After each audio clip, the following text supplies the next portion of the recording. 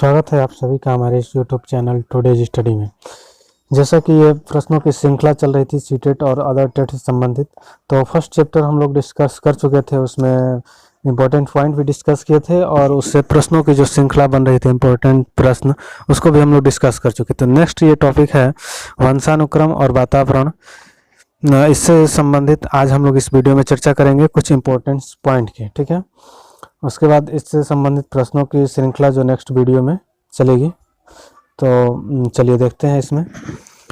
हाँ, ये एक बात जरूर कहेंगे कि आप अभी तक हमारे इस चैनल पर नए हैं तो जल्द से जल्द सब्सक्राइब करें और लोगों तक शेयर भी करें। सीटेट या किसी भी टीचिंग एग्जाम से अगर आप प्रिपरेशन कर रहे हैं तो आपको बहुत हेल्पफुल होगी ये वीडियो।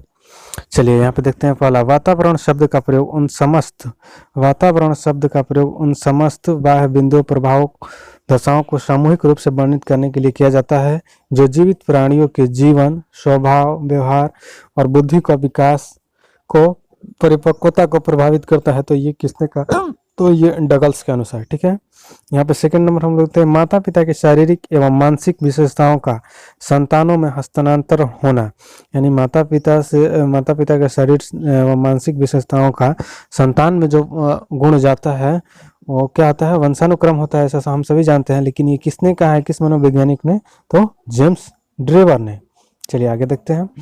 जब माता पिता के बच्चे उनके विपरीत विशेषताओं वाले, जब कह रहे हैं माता पिता के बच्चे उनके विपरीत विशेषताओं वाले विकसित होते हैं, यानी कि माता पिता में कुछ गुण हैं, जैसे माता या पिता नाटे हैं और बच्चा लंबा हो गया, तो ये विपरीत प्रत्याशाओं वाले हो गए ना, तो इनको क्या कहा जाता है? तो प्रत्यागमन कहा जाता है, ठीक है।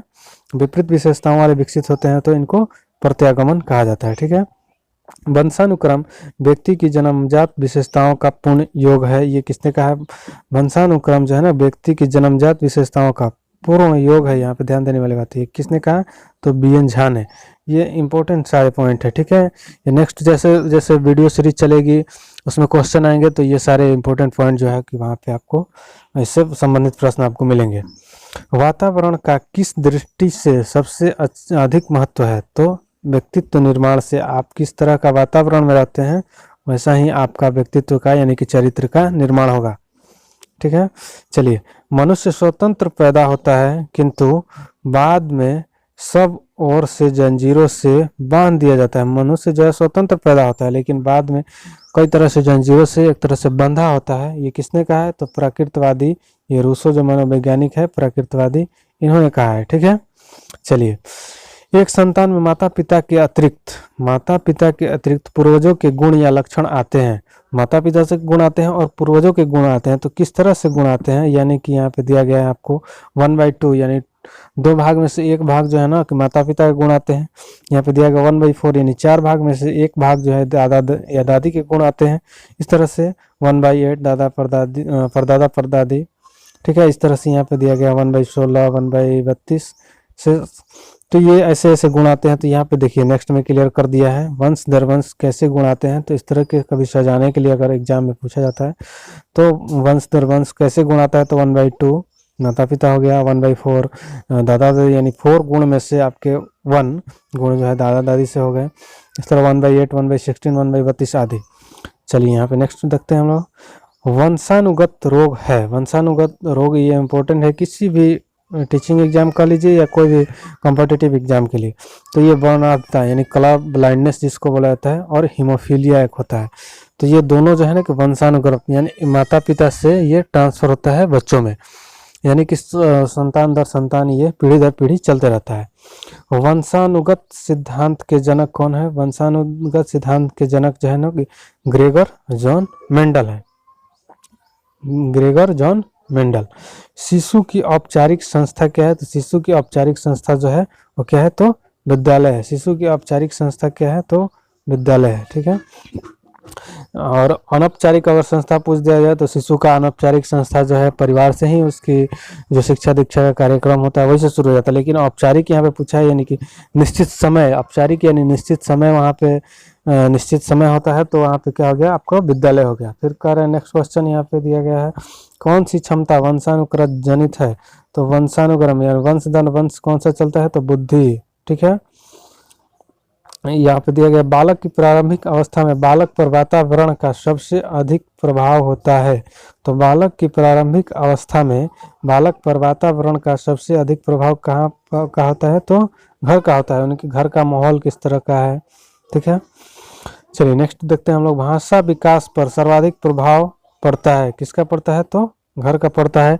कि घर में लोग अगर अंग्रेजी में बात कर रहे हैं तो बच्चा अंग्रेजी में बात कर रहा होता है, या खड़ी हिंदी में बात कर रहे होते हैं तो बच्चा ऑटोमेटिकली है कि वो खड़ी हिंदी में ही बातें करना सीखेगा, ठीक है। तो घर का यहाँ पे बच्चे पर जो है ना कि बहुत ज़्यादा इफेक्ट पड़ता है, चाहे उसका भाषा विकास हो, चारित्र विकास हो, सामाजिक विकास हो। चूँकि घर भी समाज का पाठशाला है, बच्चे का प्रथम पाठशाला है। वर्णांधता रोगी यानी कलर ब्लाइंडनेस का रोगी रंग में अंतर नहीं कर पाता है। कौन कौन रंग में? तो लाल और हरा रंग में जो है ना कि वर्णांधता जो है, ये कलर ब्लाइंडनेस, ये वंशानुगत रोग है। इसमें जो है ना कि रेड और ग्रीन में जो है ना कि बच्चा अंतर नहीं कर पाता है। चलिए वंशागत क्या है? तो वंशागत क्या है? यानी कि जन्मजात है, जन्म से जो हमको मिलता है, माता पिता के द्वारा अर्जित जो है वही मिलता है, तो वही हो गया वंशानुगत।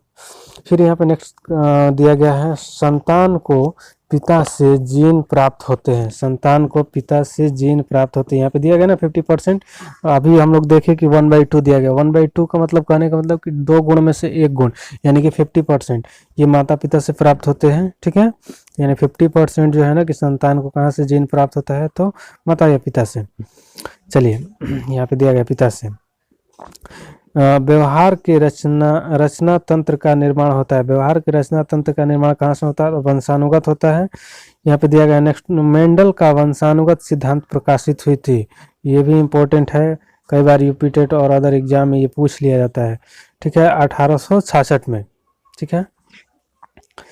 और सीटेड, जैसे इसमें सीटेड प्रीवियस से भी टॉपिक से हम लोग बात करते रहते हैं। उसमें जैसे जैसे आपको क्वेश्चन का वीडियो आएगा उसमें सीटेड से प्रीवियस क्वेश्चन भी रहेगा और अदर क्वेश्चन भी रहेगा, जो कि सीटेड और अदर टेट के लिए इम्पोर्टेंट है रहेगा, ठीक है। यहाँ पे देखते हैं रुचियों, मूल प्रवृत्तियों एवं स्वभाव आवेगों का स्वस्थ विकास हो सकता है स्वच्छ वातावरण में। तो स्वच्छ वातावरण जब मिलेगा तो वहाँ मूल प्रवृत्तियों का विकास होगा, स्वभाव का विकास होगा, रुचियों का विकास होगा, ठीक है। अब नेक्स्ट देखते हैं आंखों व त्वचा का रंग, फोनोटाइप। ये आंखों और त्वचा का रंग जो होता है, ये इसको क्या बोला जाता है? फोनोटाइप। यहाँ पे दिया गया है नर क्रोमोसोम, यानी कि पुरुष क्रोमोसोम इसको बोला जाता है। नर क्रोमोसोम XY होता है जो कि एक्टिव होता है पुरुष के द्वारा, तो बच्चा यानी कि बालक पैदा होता है। और मादा क्रोमोसोम जो है XX, ये जब एक्टिव होता है तो वहाँ पे बच्ची पैदा होता है। चलिए यहाँ पे दिया गया है वंशानुगतता का निर्धारण होता है। वंशानुगतता का निर्धारण कैसे होता है? तो वंशानुगतता का निर्धारण जीन्स के द्वारा होता है, ठीक है। फिर यहाँ पे नेक्स्ट दिया गया भ्रूण काल होता है। भ्रूण काल क्या होता है? तो 2 से 8 सप्ताह का समय जो होता है उसको भ्रूण काल कहा जाता है। ये भी इम्पोर्टेंट पॉइंट है। लड़का या लड़की होना निर्धारित होता है। किससे निर्धारित होता है? यहाँ जी यहाँ पे दिया गया लड़का या लड़की नर शुक्राणु द्वारा निर्धारित होता है। क्योंकि मैंने अभी बताया कि पुरुष में जो है कि XY क्रोमोसोम जो है एक्टिव होगा तभी जाके बच्चा होगा, या अन्यथा अगर XX क्रोमोसोम एक्टिव हो जाता है माता और पिता दोनों से तो वहाँ पे बच्ची होती है। और दोनों से मिला करके, चूँकि पुरुष में ही Y क्रोमोसोम पाया जाता है, तो दोनों से मिल करके अगर XY क्रोमोसोम एक्टिव होता है तो वहाँ पे बालक होता है। अगर दोनों मिल करके XX क्रोमोसोम एक्टिव होता है तो वहाँ पे बच्ची होता है।